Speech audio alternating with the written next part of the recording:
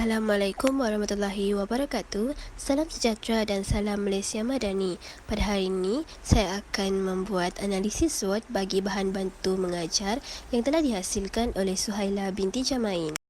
Baiklah, bagi kekuatan, gabungan kedua-dua BBM ini mewujudkan PDPC yang seimbang antara hiburan dan juga akademik, di mana lagu yang berfungsi sebagai set induksi yang menarik perhatian murid melalui elemen audio dan visual, manakala lembaran kerja pula membantu untuk mengukuhkan pemahaman secara sistematik.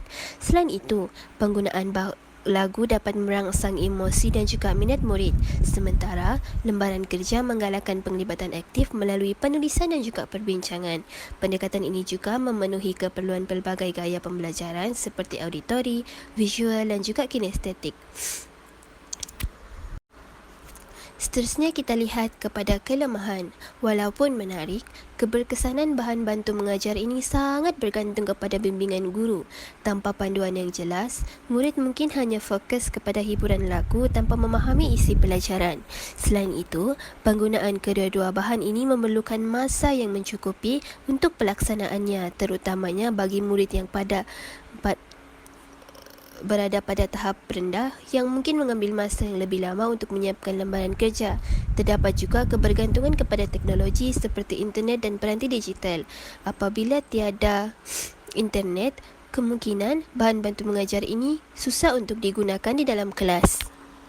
Kita teruskan kepada peluang. Gabungan bahan bantu mengajar ini membuka peluang besar untuk pelaksanaan PDPC abad ke-21, di mana pembelajaran kolaboratif, komunikasi dan juga pemikiran kreatif dilaksanakan semasa penggunaan BBM ini.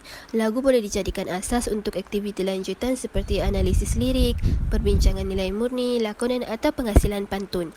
Manakala lembaran kerja boleh diubah sesuai mengikut aras murid sebagai aktiviti pemulihan atau penggayaan.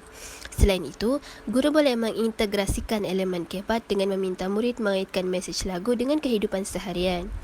Teruskan pula dengan ancaman. Antara cabaran utama ialah kemungkinan murid mudah hilang fokus jika aktiviti tidak dirancang dengan baik, terutamanya apabila elemen hiburan lebih dominan.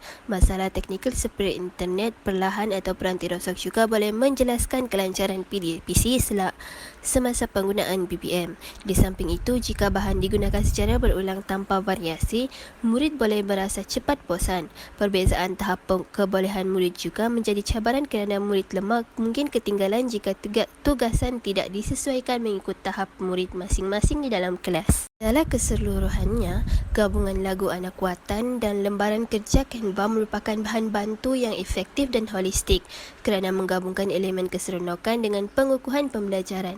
Namun, keberkesanannya bergantung kepada strategi pengajaran guru itu sendiri, khususnya dalam mengawal masa, mengawal kelas, memberi arahan yang jelas dan menyesuaikan aktiviti mengikut tahap murid.